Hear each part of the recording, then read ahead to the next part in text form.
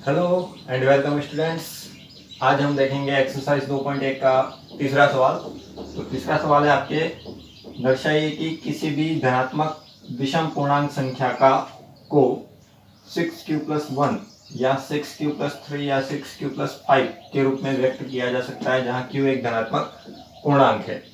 यहाँ पे हमें जो धनात्मक विषम पूर्णांक जो है, जैसे पूर्णांक संख्या का मतलब मैंने बताया ही था कि पूर्णांक संख्याएं ऋणात्मक भी हो सकती है और धनात्मक भी हो सकती है, लेकिन यहाँ पे हमको कौन सी लेनी है? धनात्मक।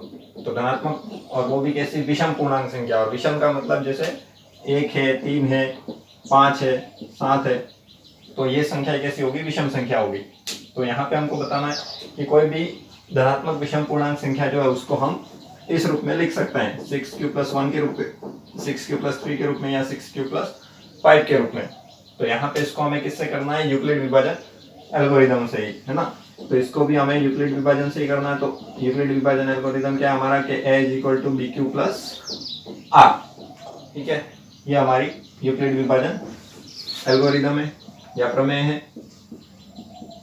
ये हो गई यूक्लिड विभाजन प्रमेयिका। अब यहाँ पे यूक्लिड विभाजन प्रमेयिका जो है, इसके अंदर b जो है उसका मान हमें यहाँ पे क्या लेना है? तो b का मान जो है वो यहाँ पे कितना लेना है? 6 लेना है, क्योंकि यहाँ पे कितना दिया हुआ है? 6q+1, 6q+3 और 6q+5, सब में क्या दिया हुआ है? 6 दिया हुआ है। तो यहाँ पे जो b का मान है वो कितना लेंगे हम? 6 लेंगे। अब b का मान अगर 6 लेते हैं तो मैंने बताया था कल भी आपको कि जो b का मान जितना होगा उतने ही उसके क्या होंगे? शेषफल भी होंगे उसमें। तो यहाँ पे लेकिन वो मूल संख्या जो है वो वहाँ पे नहीं आएगी। तो यहाँ पे जो शेषफल है r जो है उसके मान 0 भी हो सकता है, 1 भी हो सकता है, 2 हो सकता है, 3 हो सकता है, 4 हो सकता है या 5 हो सकता है। ठीक है, जैसे मैंने बताया था कि अगर 6 में हम 6 का भाग लगाएं तो शेषफल कितना आएगा? 0 आएगा। 6 में अगर आप 7 में अगर 6 का भाग लगाओ तो शेषफल आपके 1 बचेगा। 8 में अगर 6 का भाग लगाओगे शेषफल 2 बचेगा। 9 में अगर 6 का भाग लगाओगे शेषफल 3 बचेगा। 10 में अगर 6 का भाग लगाओगे तो शेषफल 4 बचेगा। और 11 में 6 का भाग लगाओगे शेषफल 5 बचेगा। और वापस अगर 12 में 6 का भाग लगाएंगे तो पूरा भाग चलाएंगे, वहाँ पे शेषफल वापस क्या आ जाएगा? 0 आएगा, लेकिन 6 नहीं आएगा। तो इस तरह से जो संख्या आप b के रूप में, यानी कि जो भाजक में आप जो भी संख्या लेते हो उतने ही उसके शेषफल होते हैं, लेकिन वो मूल संख्या उसमें नहीं आती है ना। उससे छोटी संख्या जो होंगी वो सब आ जाएंगी उसके अंदर। तो देखो अब यहाँ पे हमें इसको 6q+1 के रूप में व्यक्त करना है। तो यहाँ पे हम ऐसी कितनी 6 संख्याएं जो है वो अलग अलग लेंगे। ठीक है, और फिर हमें देखना है कि वो संख्या जो है वो सम है या विषम है, क्योंकि यहाँ पे हमको कौन सी लानी है? धनात्मक विषम पूर्णांक संख्या। ठीक है, तो अब पहले जैसे एक संख्या तो हम ले लेते हैं, पहली संख्या यहाँ पे 6q+0। ठीक है, उसके बाद दूसरी संख्या हम ले लेते हैं यहाँ पे 6q+1। तीसरी संख्या यहाँ पे हम ले लेते हैं 6q+2। उसके बाद चौथी संख्या हम ले लेते हैं 6q+3। पांचवी संख्या हम लेंगे यहाँ पे 6q+4। छठी संख्या हम लेंगे यहाँ पे 6q+5। ठीक है, अब इस तरह से ये 5 संख्या हमने ले ली। अब हमें इसको देखना है कि इनमें से कौन कौन सी संख्याएं जो है वो सम है या विषम है। ठीक है, यानी कौन सी संख्याओं को हम धनात्मक विषम पूर्णांक संख्या के रूप में, यानी कि इस रूप में हम व्यक्त कर सकते हैं। तो देखिए यहाँ पे क्या करना है हमें, जैसे यहाँ पे 6q+0 लिया हमने, तो इसमें से हमें क्या करना है? कॉमन निकालना है। अब कॉमन क्या निकालेंगे इसमें से? तो कॉमन यहाँ से हम निकालेंगे 2। ठीक है, अब इसमें से अगर 2 कॉमन निकाल लें, जैसे ये कितना है? 6q है, तो यहाँ से अगर 2 कॉमन निकाल लें तो बचेगा क्या इसमें? 3 × q+0। ठीक है, तो यहाँ पे 3q+0 जो है इसको हम यहाँ पे क्या मान लेते हैं? m मान लेते हैं। ठीक है, जैसे यहाँ पे 3q+0 जो है इसको हम क्या मान लें? इस पूरे को हम मान लेते हैं m। तो अगर इसको m मान ले पूरे को, तो यहाँ पे क्या हो जाएगा?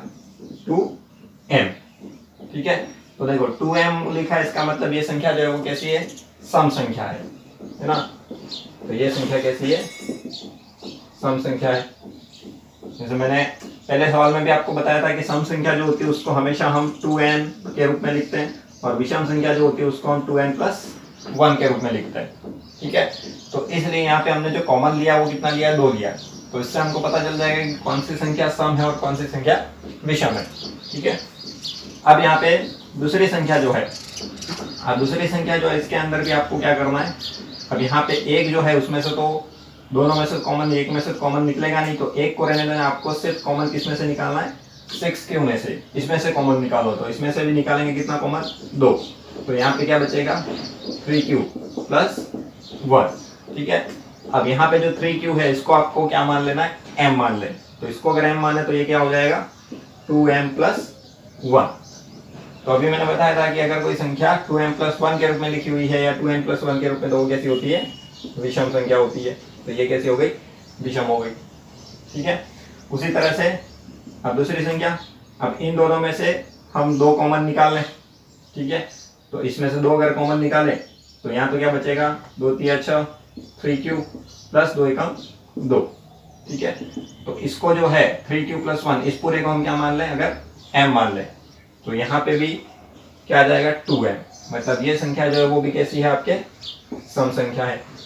ठीक है, उसके बाद तीसरी संख्या जो है 6q प्लस 3, अब यहाँ पे 3 में से हम कॉमन निकालेंगे, अब दोनों में से कॉमन निकाल, लेकिन अब 3 जो है इसको हम इस प्रकार से लिख देंगे 6q प्लस 2 प्लस 1, है ना, इसको 3 भाग में लिख देंगे इस तरह से, और फिर इसमें से कॉमन निकालेंगे। तो देखिए इन दोनों में से कॉमन निकालना है आपको।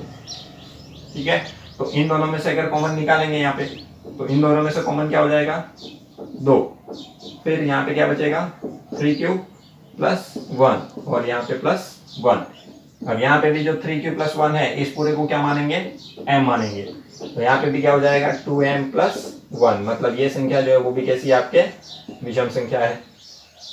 ठीक है, उसके बाद आपके नेक्स्ट संख्या जो है 6q प्लस 4, अब इसमें से भी हम क्या करेंगे, कॉमन निकालेंगे, तो इसमें से कॉमन क्या निकालेंगे 2, तो यहाँ से भी अगर 2 कॉमन निकाल ले तो क्या बचेगा यहाँ पे, तो 3q प्लस यहाँ पे क्या बच जाएगा 2, क्योंकि 2 का 6 में भाग लगाया 3q आया, 2 का 2 में 4 में भाग लगाया 2 आया, तो यहाँ पे 3q प्लस 2, इस पूरे को क्या मानने लगा है m, तो इस पूरे को m मानेंगे, तो यहाँ पे भी क्या हो जाएगा 2m, मतलब ये भी कैसी संख्या हो गई, सम संख्या हो गई।